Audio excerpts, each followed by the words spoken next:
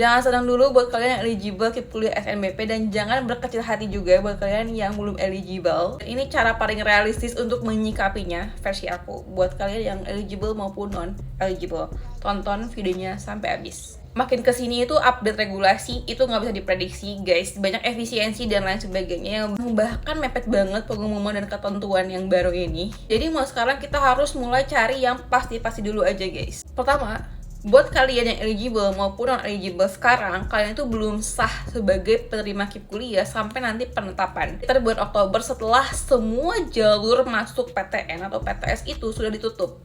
Sampai SNBT, Mandiri, dan semuanya itu udah ditutup dan semua diseleksi berdasarkan kuotanya sampai semuanya ditetapkan. Sampai detik itu kalian belum sama sekali sah menjadi penerima KIP kuliah.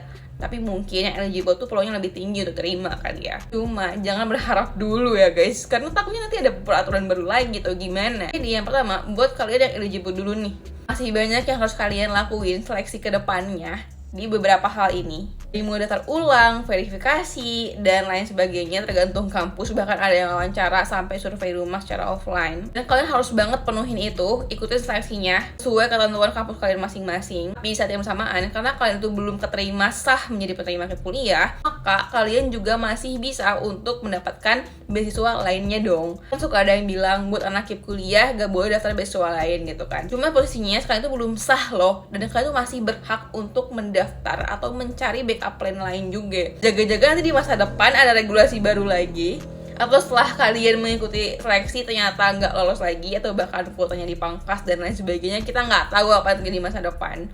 Jadi kalian tetap harus mencari plan B untuk mencari beasiswa lainnya. Buat kalian yang non eligible untuk KIP kuliah SNBP 2026, karena sekarang masih April dan penetapan itu kan biasanya 1 Oktober kan, itu masih ada waktu gitu. Coba deh kalian, kalau misalkan merasa desil kalian itu terlalu tinggi di statusnya, tapi di lapangan itu kalian ngerasa nggak setinggi itu kok, aku nggak sekaya itu kak gitu kan. Atau mungkin dulunya desil kalian emang tinggi, cuma sekarang tuh udah menurun gitu.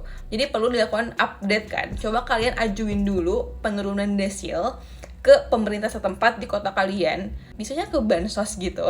Nah aku nggak tahu ini berapa lama prosesnya. Kalau misalkan emang disetujui penurunan desilnya, nanti mungkin ada survei ulang dan lain sebagainya. Tapi harapannya sebelum nanti penerimaan penetapan itu kalian bisa diupdate lagi gitu kan. Juga balik lagi menyesuaikan kuota di kampus kalian masing-masing. Jadi nanti pas udah seleksi di akhir tuh kalian udah semakin tinggi lah peluang lolosnya. Dan yang pastinya juga kalian harus nyari beasiswa lain guys. Kalian harus lebih gacor dari mereka-mereka yang udah eligible. Tapi kalian juga harus bersyukur bahwa kalian udah